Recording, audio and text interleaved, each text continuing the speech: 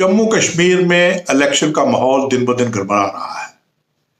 District development councils के election होने वाले हैं।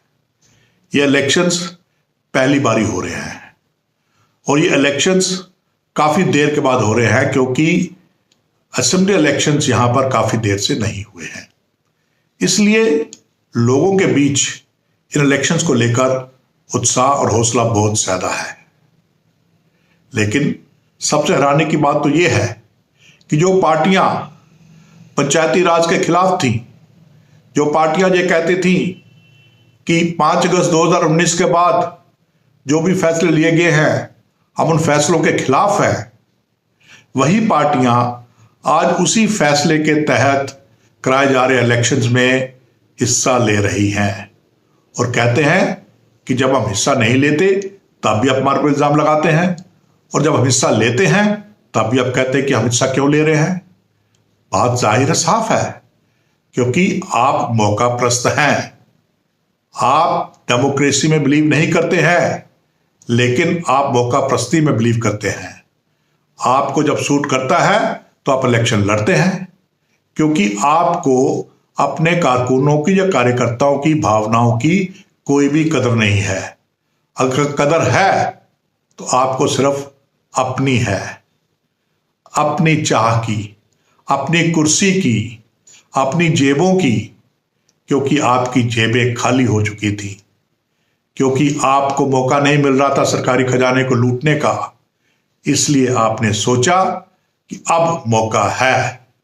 अगर हम इलेक्शन लड़ते हैं और अगर हमारे मेंबर चुन के आ जाते हैं, अगर हम डिस्ट्रिक्ट काउंसिल पे काबिज कर लेते हैं, तो फिर हम जो सरकार की तरफ से फंड आएंगे उनको अपनी जेबों में भरेंगे।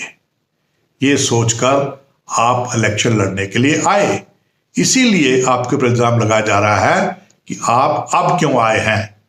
जब पंचायत के इलेक्शन थे या वीडीसी के इलेक्शन थे तब आप क्यों नहीं आए? तब तो आप बड़े बड़े बातें कर रहे थे। कोई हालात बदले हैं क्या? क्या 370 वापस आ गया है? क्या 35 से वापस आ गया है? क्या जम्मू कश्मीर दोबारा स्टेट बन गई है? यह सब कहा था आपने कि जब तक हम ये नहीं होगा तब तक हम इलेक्शन नहीं लड़ेंगे। जी हां, अब आप इलेक्शन लड़ रहे हैं क्योंकि आप एक लुटेरा गैंग बना रहे हैं। आपको जरूरत है सरकारी खजाने को लूटने की। आपको आदत पड़ चुकी है, आपको आदत पड़ चुकी है मुफ्तखोरी की। इसलिए आप अब दोबारा इलेक्शन लड़ने के लिए तैयार हुए हैं। आपको मालूम था कि अगर आप अलग अलग होकर इलेक्शन लड़ेंगे तो आप बिल्कुल नहीं जीत सकते हैं।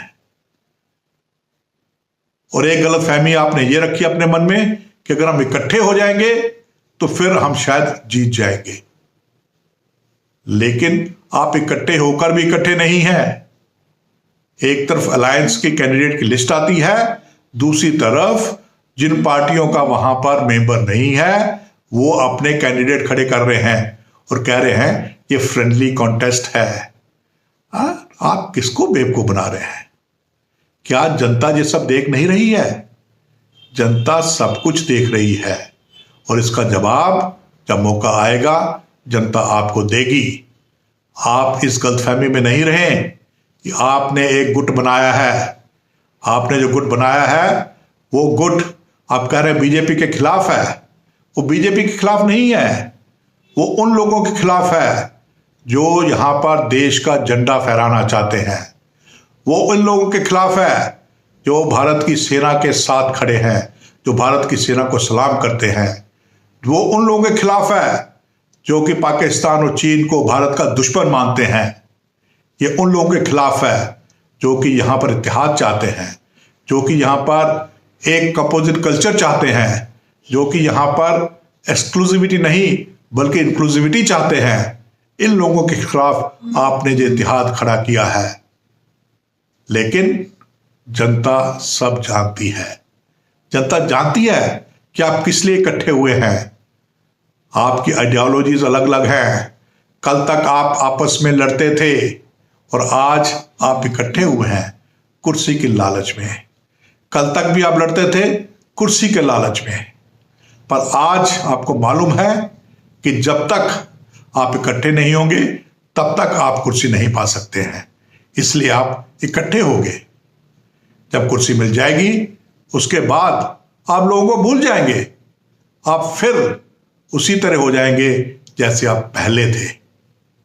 आपने कितनी बारी भोली भाली जनता को धोखा देना है। वादा खिलाफी आपकी डीएनए में है। आपने कितने वादे किए लोगों के साथ, कोई भी वादा आपने पूरा नहीं किया।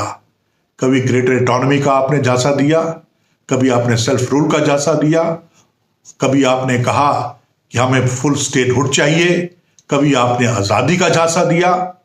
सब झांसे ही देते रहे। कहां आजादी, कहां ग्रेटर ऑटोनॉमी, कहां सेल्फ रूल, और उसके बाद अब 370 की बहाली। यह भी आप जानते हैं कि 370 दोबारा बहाल नहीं होगा, लोग भी जानते हैं, लेकिन फिर भी आप लोगों को गुमराह करने की कोशिश कर रहे हैं अपनी कुर्सी के चक्कर में। और इन सब में आपके साथ कौन मिला हुआ है? कांग्रेस पार्टी, जो किसी वक्त दुनिया की, देश की सबसे बड़ी पार्टी मानी जाती थी, आज ये सब दूसरी पार्टियों की, छोटी छोटी पार्टियों के लिए लाइबिलिटी बन चुकी है। कोई कांग्रेस के साथ गठन करने को तैयार नहीं है। इसीलिए जम्मू कश्मीर प्रदेश कांग्रेस कमेटी गुपकार अलायंस की गोद में जाके बैठ गई। हमें भी कुछ दीजिए, लेकिन गुपकार अलायंस ने कुछ नहीं दिया, कुछ सीटें नहीं दी। इसलिए इन्होंने अपनी इज्जत बचाने के लिए अपने कैंडिडेट खड़े कर दिए। कहा हम हैं तो अलायंस के साथ, हमारा इलेक्टोरल अलायंस है, इसलिए हम फ्रेंडली कॉन्टेस्ट करेंगे। अरे फ्रेंडली कॉन्टेस्ट नाम की कोई चीज होती है? आप लोगों के ऊपर फ्रॉड कर रहे हैं, आप लोगों को धोखेबाजी दे रहे हैं, बातों से आप लोगों से वोट जीतना चाहते हैं। और देखिए इनकी हिम्मत देखिए, दिल्ली में इनके लीडर कहते हैं कि हमको गुपकार अलायंस के साथ कुछ लेना देना नहीं है, हम गुपकार अलायंस के साथ नहीं है। और यहां पर उनके लीडर कहते हैं हमें 370 की बहाली भी चाहिए, और हां हम तो गुपकार अलायंस के साथ ही इलेक्शन लड़ेंगे, नहीं तो हमें कौन पूछेगा। पहले फैसला तो कर लीजिए। सोनिया गांधी जी, राहुल गांधी जी, गुलाम अहमद मीर जी, आपस में फैसला कीजिए, लोगों को बताइए आप किसके साथ हैं। दाल में बहुत कुछ काला है,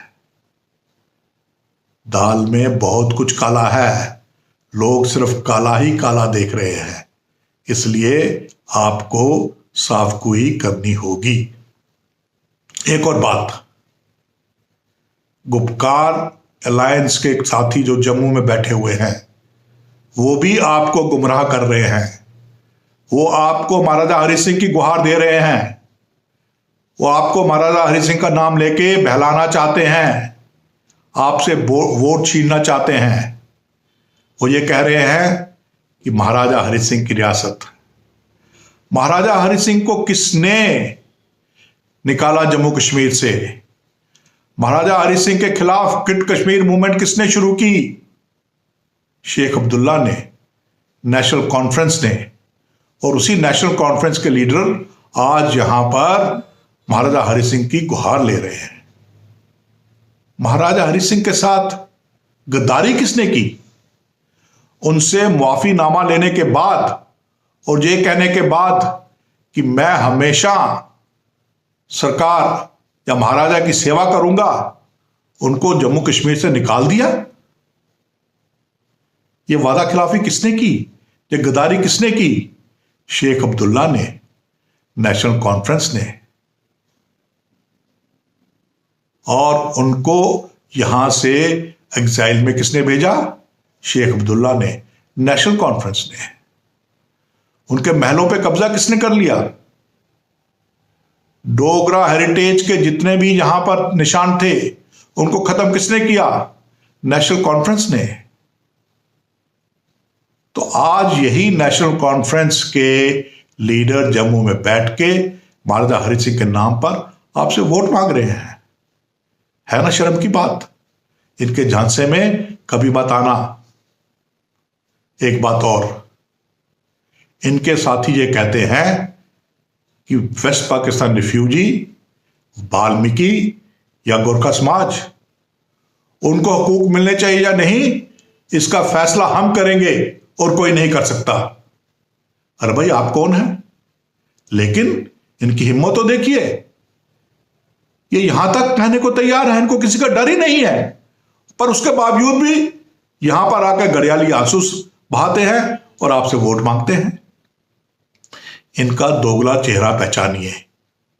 दोस्तों, मैं आपसे यही अपील करूंगा, जम्मू वासियों, मैं आपसे यही अपील करूंगा कि आप इनके दोगलेपन को पहचानिए, इनसे दूर रहिए, इनके बहकावे में आकर अपना कीमती वोट ना गंवाएं। शुक्रिया।